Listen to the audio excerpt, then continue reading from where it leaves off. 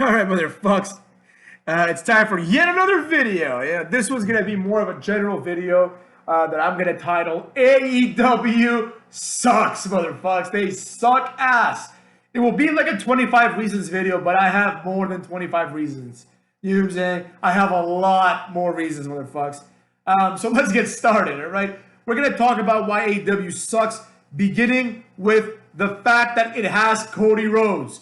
Cody Rhodes has always sucked ass, except for like in the beginning of his career when he was all right. You know, other than that, he's sucked ass. He's underperformed in a lot of his gimmicks. A lot of people think that he's like knocked it out of the park every time. No, hold on a second. Like for example, like the whole like he thought he was ugly Phantom of the Opera gimmick thing.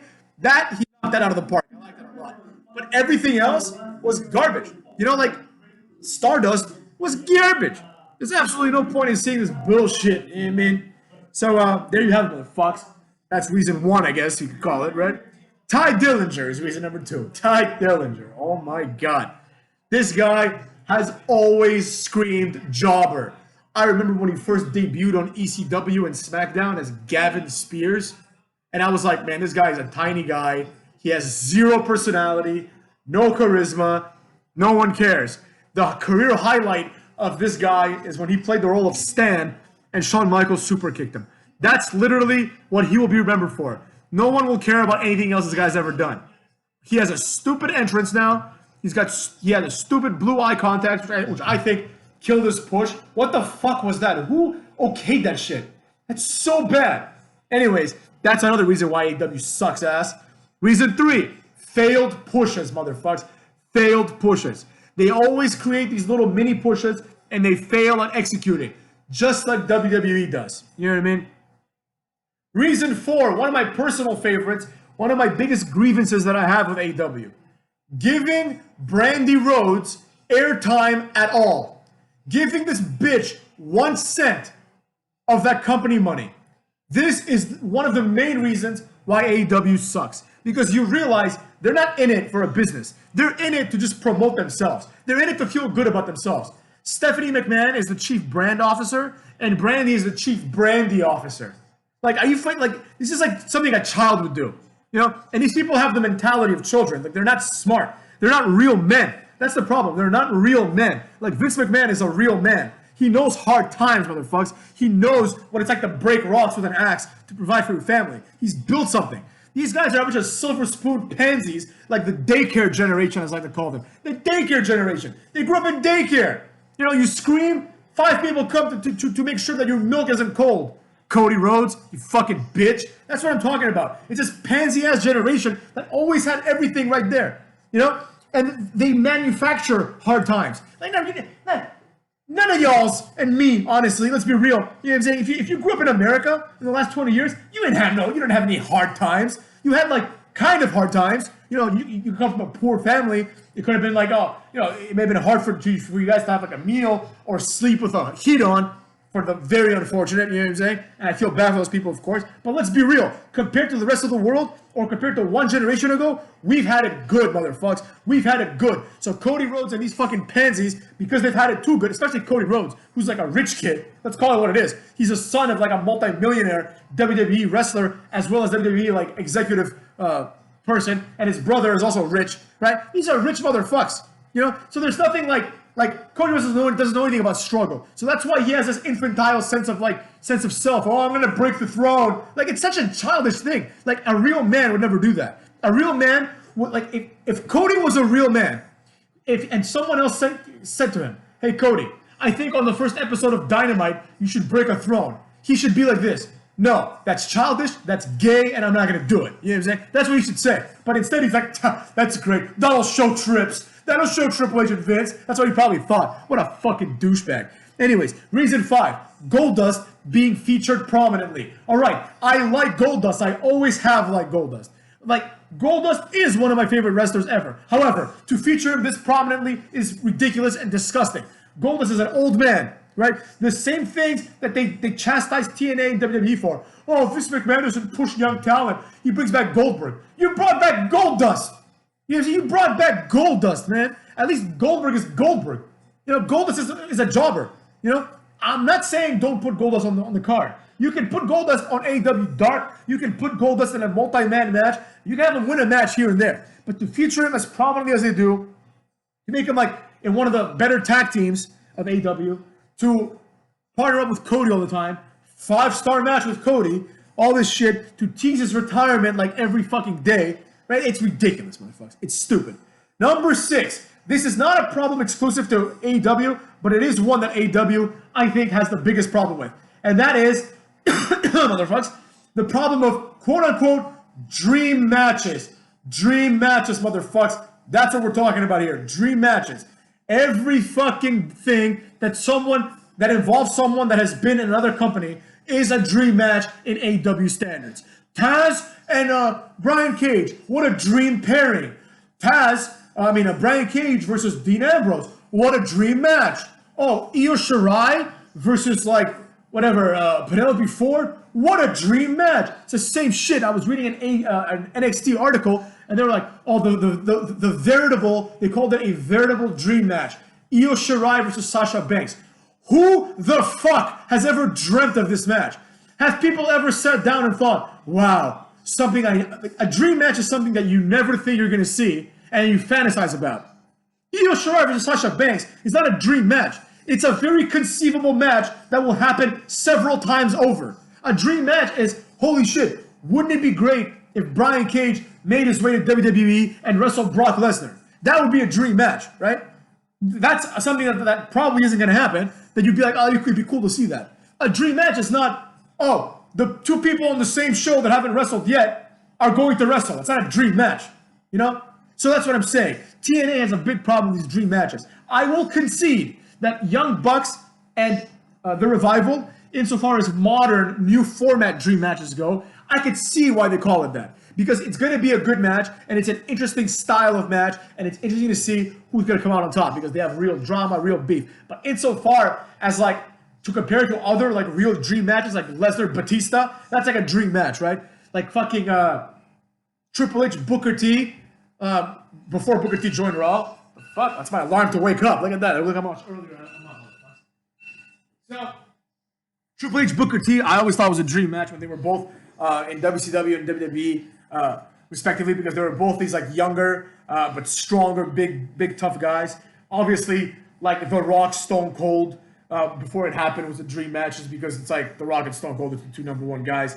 And then you have all the dream matches, like Stone Cold Goldberg we never get to see. That was a huge dream match. We got to see Rock Goldberg. The ultimate dream match we never got to see either. Hulk Hogan versus Stone Cold, you know? We got Hogan versus The Rock, which was just as good, maybe better in my opinion, but clearly it should have been Hogan versus Stone Cold, right? So, these are dream matches. Not fucking Darby Allin versus if these motherfuckers were to sign in Jeff Hardy tomorrow, they'd be like, Darby Allin versus Jeff Hardy's a dream match. Absolutely. Kenny Omega versus Matt Hardy, dream match. No doubt about it. No. What the fuck are you talking about? If anyone has had a dream match scenario with Kenny Omega, it's been wouldn't it be great to see Kenny Omega versus AJ Styles in WWE, since they never really had a match in New Japan? Would it be great to see Seth Rollins versus Kenny Omega? These are dream matches, you know? AJ Styles, Shawn Michaels, dream match. It's these guys are a generation apart, right? But not really, right? There was definitely a time when they could have had the match. When Shawn Michaels was 40 and his Styles was 27 or whatever. Maybe I'll do the math right. I don't know. Let's say Shawn Michaels was 53 or whatever, 55, right? 15 years ago. 15 years ago, when AJ was in his mid to late 20s and Michaels was in his 40s, when he was 40, right? That would have been a fantastic match, and people wanted to see that. AJ Styles versus Rey Mysterio, right? Because of the style matchups, right? The stylistic matchups. But in AEW, there's very few of these things, but they're all presented as dream matches. What the fuck? Cody Rhodes, Goldust is not a dream match. Nobody gives a fuck.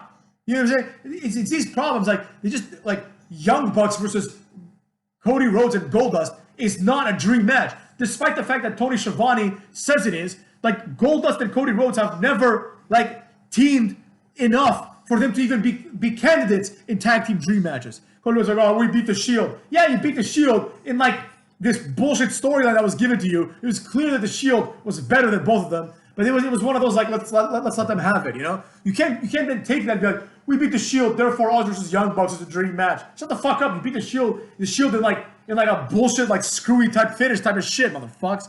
So anyways, there you go. Speaking of the Young Cucks, reason number 7, the existence of the Young Bucks. If there's any entity that you can point to and say, you've ruined wrestling, it's the Young Bucks. Now, I know it's not entirely their fault, but if you had to pick just one, it would have to be the Young Bucks. I fucking hate them, motherfuckers, with their bullshit, over-choreographed moves, their spot monkey matches. Like, they have that stupid-ass spot where it's like one of them pulls the ropes so the other guy can dive through the ropes, and then the guy, like, does like a handstand and pulls the ropes with his ass or whatever, and the guy dives over, and then he does like a moonsault, does like a cartwheel and the moonsault, like all this stupid shit. You know, it's the same. It's like a sequence of 17 moves that they do, and you're like, oh, okay, like I've seen this 17 times. I don't want to see it again, motherfucks, right? Reason number 8, the debut and immediate failure of Matt Hardy, motherfucks. As far as I'm concerned, Matt Hardy is already a failed product in AEW. Right? Matt Hardy seems to now be managing Private Party. All right? So the fact that Matt Hardy left WWE so he could go manage Private Party and have creative control really goes to show that Matt Hardy never had any business having creative control. Number 9, the debut and immediate failure of Luke Harper, motherfucks. Luke Harper, Mr. Brody Lee. First of all, he's the exalted one. So the gimmick has already been imposed on him, right? He's supposed to be this cultist type guy. Then he debuts, and his gimmick is a parody of Vince McMahon. Problem is, motherfuckers, it's a shitty parody because Vince McMahon is superior to Luke Harper in every possible way, right? Like now, Vince McMahon is an old man now, but you go online and you find a picture of Vince McMahon even in as late as 2005 when he was like in his mid-50s, and you looked at the kind of jacked monster Vince McMahon was, almost 60 years old, just a machine, motherfuckers. Vince McMahon at age 39 would beat the shit out of Luke Harper, motherfuckers. I don't give a fuck what anyone says. Look at Vince McMahon. Vince McMahon had like a Triple H physique, motherfuckers. He was like borderline Scott Steiner, I'm talking here. Like, this guy is like steroided up to the max, Vince McMahon. I love Vince McMahon. So that's what I'm saying, motherfuckers. The failure of Luke Harper. I understand that he's butthurt because he thought he was better than he actually was, and Vince McMahon told him to shut the fuck up, put on a southern accent, do like everyone else before you who's been better than you. Like, you think there's a story I heard Patrice O'Neal say. He said that Tiger Ali Singh, remember him, motherfucks? Tiger Ali Singh was like I think he was Canadian, but he was like an Indian Canadian, and he would come out wearing a turban, right? Because he was like a Sikh Indian. At least on the show, he was a Sikh Indian. I don't know if in real life he was a Sikh Indian. I think he may have just been like a normal Hindu, right? But anyways, he would wear it and he would play the role of a guy with a turban. And the story goes that he goes to Triple H and says, Mr. McMahon, please, like, my family doesn't want me to wear the turban. It's disrespectful. Like, we can't do this, right? And Vince McMahon said, shut up and put on the turban. I didn't fucking ask you for your opinion. You know what I'm saying? You don't want to do it? I'll find another guy that will. You know, this isn't oh, excuse me, Mr. McMahon. I, Brody Lee, the guy who has never drawn a dime in my life, I have ideas about my character. No, I have an idea for your character. You haven't been signed for your creative abilities. You have been signed because you're a big, tall guy who's athletic and a pretty decent wrestler, I might say so myself, right? That's why you've been signed. Now, what you do and how we present you is not up to you, motherfucks. Right? Like, when someone says to Hugh Jackman, hey, we need you to gain like 30 pounds of muscle and drop about 20 pounds of fat because you're lucky, kid. You're going to play Wolverine in about 15 movies. And he's like, I have an idea on how the Wolverine character should be interpreted. No, shut the fuck up. We're not going to do that. You're going to go there, you're going to play Wolverine like we tell you to, right? When you want someone to interpret the character, you hire Joaquin Phoenix, and you're like, all right, you're going to play the Joker. Have some creative control because you're Joaquin Phoenix, and that's kind of what you do, right? Luke Harper's not Joaquin Phoenix. He's fucking Luke Harper, motherfucks. So there you go. It's already been a failure, and I don't see how the idea of being Mr. McMahon fits into the idea of being the Dark Order. I understand the metaphor that WWE is like a cult and Vince McMahon is like too strict, but insofar as like the actual cult of the Dark Order, which is not a metaphor, it's presented like a real cult, you know, that you have to join, right? Like, insofar as that metaphor goes, the Mr. Brody Lee character being a parody of Mr. McMahon is not good enough. Brody Lee does not have the presence, first of all, or the charisma to play a Vince McMahon role, right? 2, Brody Lee has done absolutely nothing to earn that status that Vince McMahon has when he says, get out of my office. Brody Lee can't say that because he's fucking Brody Lee. He's just a jobber. You know, Vince McMahon has started a billion-dollar company. So it's a little bit different, motherfuckers. Number 10, the debut and immediate failure of Jeff Cobb salad, as I like to call him now. The Cobb salad, motherfuckers. More like the tossed salad, am I right? This guy came out, he looked like Rhino, right? Except not as strong, not as athletic, not as cool, not as charismatic, not as fast. You know what I'm saying? Still, I like Jeff Cobb. He's cool because he has that, like I said, that Rhino look where he's like not the biggest guy, like height-wise, but he's stocky and he's strong. And when a small guy suplexes someone, it looks vicious, right? Like, imagine seeing like Big Show suplexing Kane. Not that interesting, right? Now imagine seeing a smaller guy like Scott Steiner suplexing Kane, right? It looks vicious.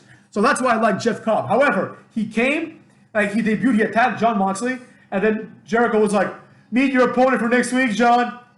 It's Jeff Cobb. And then Tony Schiavone's like, oh my God, it's Jeff Cobb. Next week, Jeff Cobb comes in there. Paradigm shift. 1, 2, 3.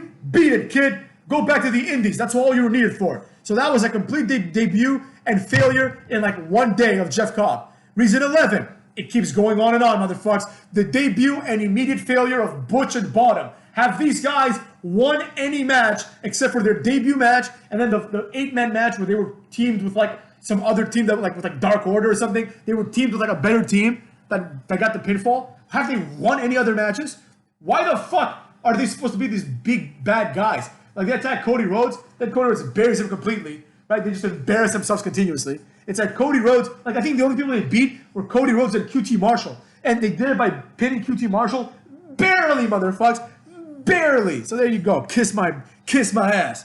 Fucking Butch and Bottom. For those of you who don't understand, Butch and Bottom are Butcher and Blade. You know what I'm saying? Reason number 12. SCU sucks ass. SCU, more like suck ass. You understand what I'm saying? What does SCU stand for? Probably for suck ass. Suck ass, they completely suck. Now, I've been a big fan of Daniels for a while, but the fact that they're trying to play themselves off as these cool guys doesn't work. Kazarian is not cool. Kazarian was a guy who got bald when he was at 28, and he lost all his character when he lost all his hair.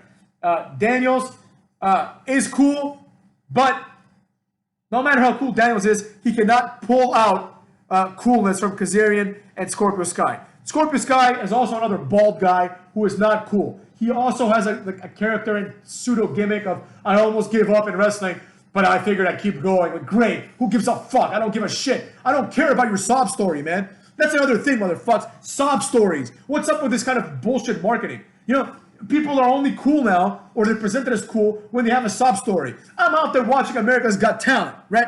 I see some kid. He's like a young kid, man. He's like 17. He's riding a unicycle. Then he rides a unicycle that's 20 feet high, motherfuckers.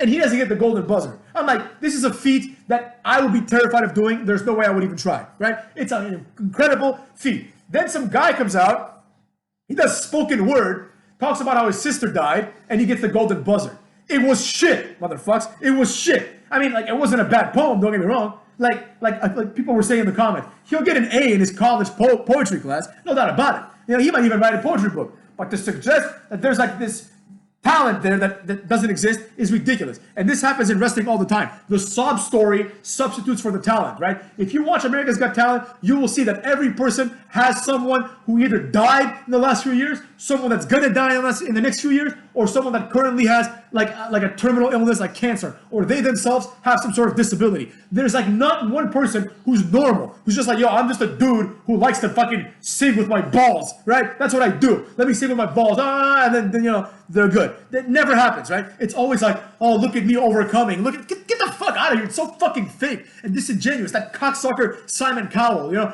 Oh, like all of a sudden now they have, every season they have like one fat black girl who comes out to sing, and her story's always the same. They told me I was too fat to sing. And then Simon Cowell is like, whoever told you that was a fool. It doesn't matter if you're fat. Shut the fuck up, Simon Cowell. For like 10 years on American Idol, all he did was say, if you want to win American Idol, you gotta drop some pounds. Then all of a sudden, this fucking cocksucker is like, oh no, it's not a thing anymore. Like, I can't say it, fucking pansy, son of a bitch. I always knew there was something wrong with that piece of garbage, Simon Cowell. Anyways, it's neither here nor there. But I will say, I hate to say it, even though I just call him a piece of garbage. I do like the motherfucker, man. He is a charismatic and a fun guy, and when he used to say it like it was good. But wrestling has the same exact problem. This sob story. Like Ricochet, why not me?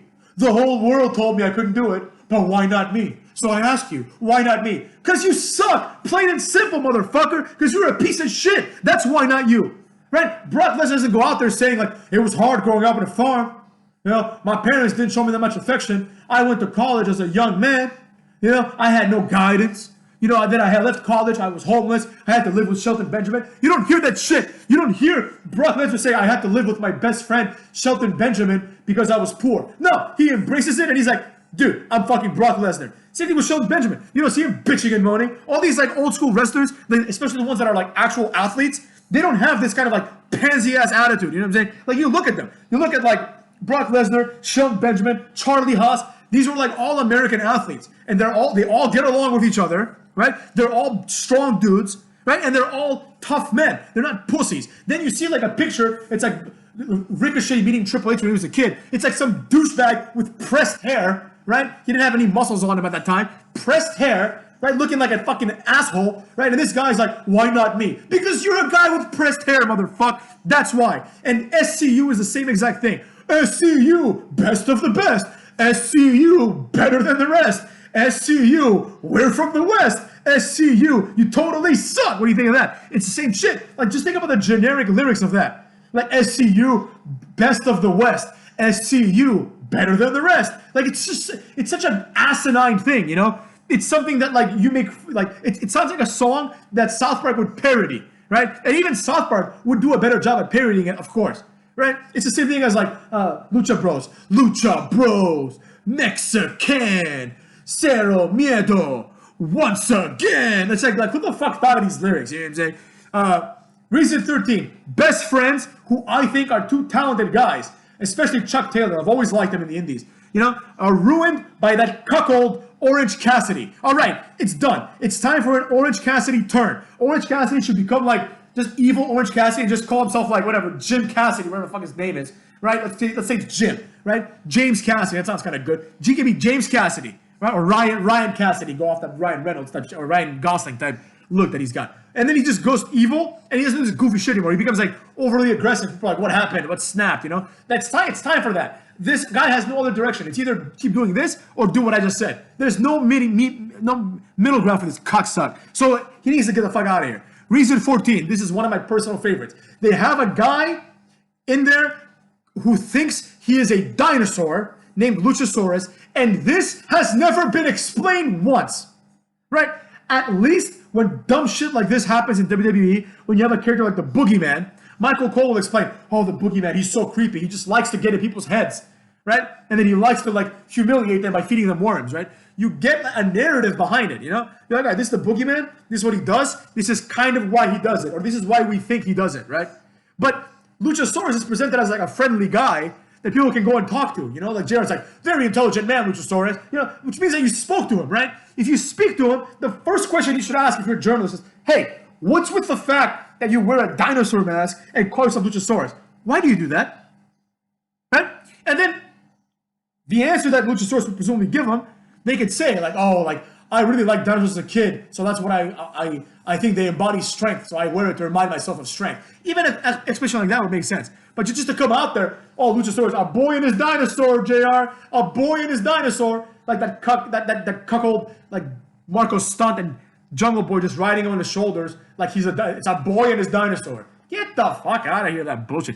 Jurassic Express. Why are they Jurassic? Luchasaurus is a dinosaur. Jungle Boy is a Jungle Boy. That's not from the Jurassic period. What the fuck are you talking about? And Marco Stunt is just that guy. Why are they the Jurassic Express, man? Fucking hate that shit. Reason 15. They have a fucking alien on the show. Same shit. Nobody explains why Chris Statlander, or as I like to call her, Statlander broad, why she thinks she's an alien. No one explains this to me. Just be like, yo, she's an alien because A, B, and C. Explain it to me. Just explain it once. You know? That's all I gotta say about that. Reason 16. Too many no gimmick Japanese women. All right? There's too many Japanese women that have no gimmick. This is just a waste of time. None of these broads will ever draw a dime. None of them will ever become household names in America. No one's gonna care, right? Unless even if they go to WWE, they won't because they're not good enough. Let's be real, right? Reason 17. One Japanese woman had a Freddie Mercury gimmick. I don't think I have to say anything more about that. She would come out with a Freddie Mercury mustache, which is fucking weird. I didn't like it. Reason 18. Billy Gunn's son, and Billy Gunn as well, screaming every week as fans. It's cringy. It's annoying. Billy Gunn's son comes off as a tryhard. He did not inherit the confidence of his father, nor did he inherit the size and stature of his father. Maybe he's a good wrestler. I'm sure he's athletic. We'll see. I've seen him wrestle like once with Billy Gunn as the Gun Club. Oh my god. Then we have Pineapple Pete. Pineapple Pete reminds me of this guy I went to law school with. Nice guy, but kind of annoying and kind of douchey and kind of like thinks he's funny, but he's not. You know what I'm saying? And it's the same thing with Pineapple Pete. Like, Pineapple Pete is a cuck. All right? He's a cuck because he took the name Pineapple Pete because it's the name that Jericho gave him. He had another name like Shug Robinson, something like that. I don't remember. Shug D, maybe? I don't know. Right? And he took the name Pineapple Pete because he realized that he could never get over, and the only way he's going to get over is by taking the name that someone mocks him with. You know? Then, reason 20, AEW Dark. What the fuck happens in AEW Dark? Why don't you just have another show, add an hour, cut some of the garbage you put there, and put on some of the matches from AEW Dark, put them on Dynamite, you know what I'm saying? Reason 21, 8 months of wrestling and absolutely no direction whatsoever. What is the plan for this thing? What is the WrestleMania for AEW? Is it their 1 year anniversary? I don't know. We'll see. But what is the plan? What are you doing, man? There's no real storylines. You know, I understand part of this right now can be blamed on the coronavirus. However, this has been the case from day one. There's been no plan. Just like periodically they'll throw together a pay-per-view. You know, they'll be like a pay-per-view-ish event. And they'll be like, here, Cody Rhodes versus Jack Swagger. They don't give a fuck. You know what I'm saying? Like, it just happened. Like, they announced it 2 weeks before. They're like, here, it's going to happen now. You know? When's the next pay-per-view? Who's going to fight in it? It's like, did Dean Ambrose wrestle Brian Cage? Did that happen? Was that supposed to happen at Fyter Fest? I don't even know anymore, motherfucks. It is what it is. It's Fyter Fest over. I don't know these questions, motherfuckers. Is Dean Ambrose injured again, or did he get coronavirus? I don't know. I need to figure this shit out. Reason 22. Oh, reason 22 I have to keep for the very end. Reason 22 is by far the most important reason. All right, reason 23. Darby Allin fucking sucks, motherfuckers.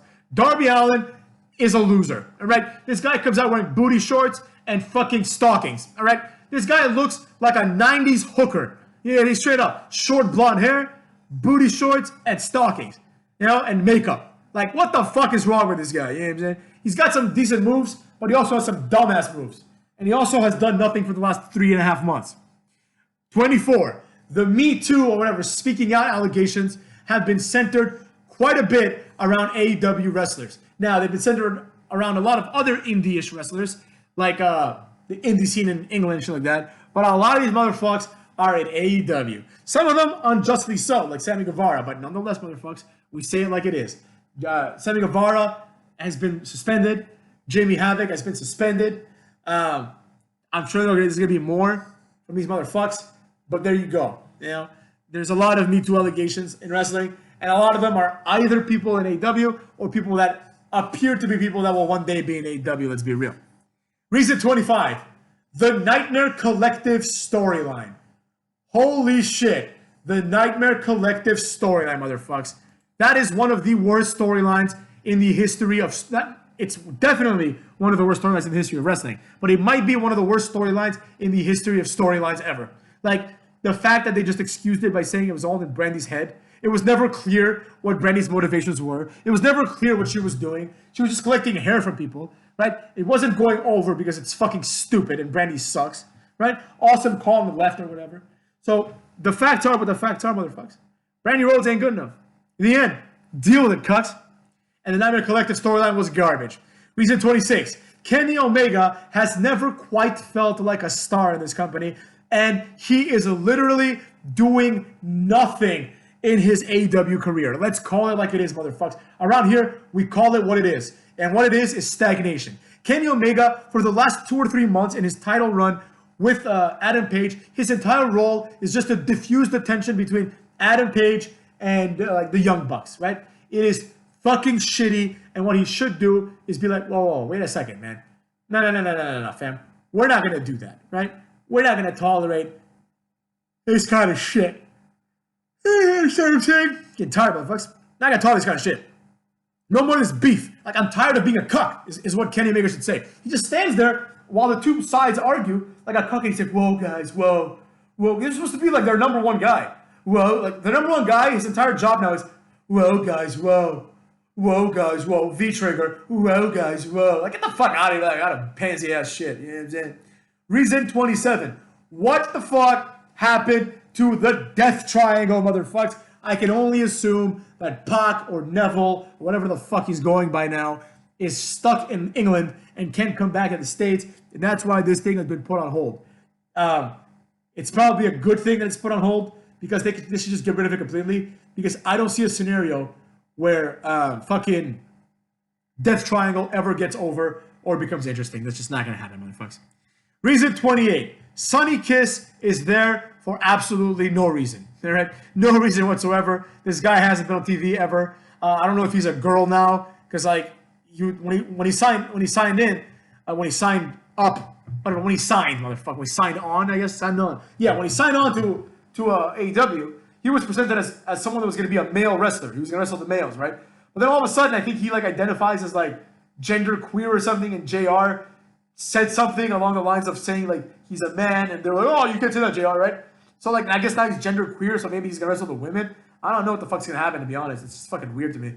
But it is what it is, motherfucks. So Sonny Kiss has done nothing. And I remember people pretending that signing Sonny Kiss was a big deal. Like, all these people, I honestly feel like, it's going to sound weird, but I honestly feel like people like Sonny Kiss and Nyla Rose, I honestly feel like these people have had sex with some of the people in the elite. I really believe it, motherfuckers. I don't know who, right? But it's got to be something like that, because the amount of like, you know, sexually non-conforming, like whatever, binary non-conforming, basically people that aren't like straight men or straight women, the number of people like that in this company that are like that or appear to be like that, right? And not just the number of people, because the number's not that high necessarily, but these are like some of the first signings. Some of the first signings were like weird-ass Michael Nakazawa, who puts on like baby oil, right? All these Japanese girls that one or more of them probably banged, right? And then it's all these weird, like, people that aren't like, you know, sexually traditional, I guess you might call it, right? So Nyla Rose, Sonny Kiss, people that are different, and I'm like, yo, who the fuck did they sleep with to get to the top? That's what I'm thinking, you know what I'm saying? I really believe it, to be honest. Like, I wouldn't be surprised if like Kenny Omega. I don't know. I'm not gonna sit here and speculate, but you know what I'm saying, motherfuckers. I feel like there's no reason to have either of them, because neither of them are interesting. Nyla Rose is getting interesting a little bit, but Sonny Kiss not so much. Reason 29. Cody Rhodes arrogantly said that Val Venus would never have a job in AEW. Considering that now AEW is on its last leg, in my opinion, why the fuck would anyone want a job there, motherfuckers? Reason 30. The new push of QT Marshall and the Natural Nightmares, QT Marshall and Dustin Rhodes, is fucking stupid, and no one likes it. And now, reason 22, the main reason that we have here, motherfuckers, which I guess is chronologically the 30th reason that we have. Cody Rhodes, this is another Cody Rhodes point. Cody Rhodes has imitated every great WWE wrestler, and in doing so, he has tried to create a personality for himself. It has failed completely because Cody Rhodes has no personality.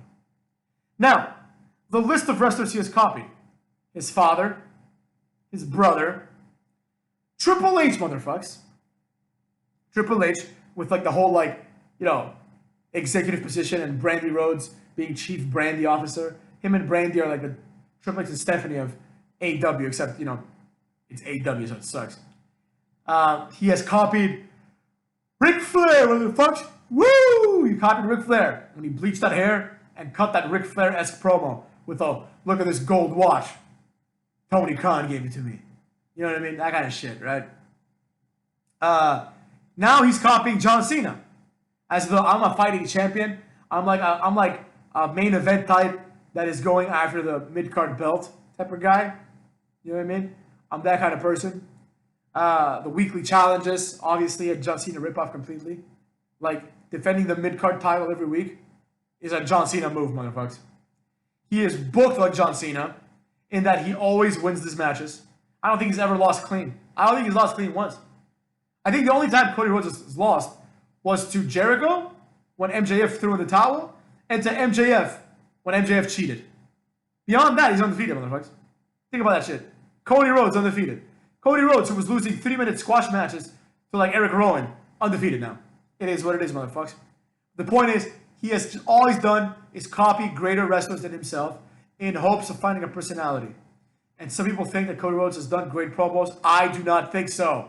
I think he's done shit promos that are derivative promos of better promos by people like his father, Ric Flair, and the like. So that being said, motherfuckers, this is all I got for now. But I'm going to make another video like this probably very soon because I have the reasons why AEW sucks ass keep growing on a daily basis. And with that being said, go fuck yourselves!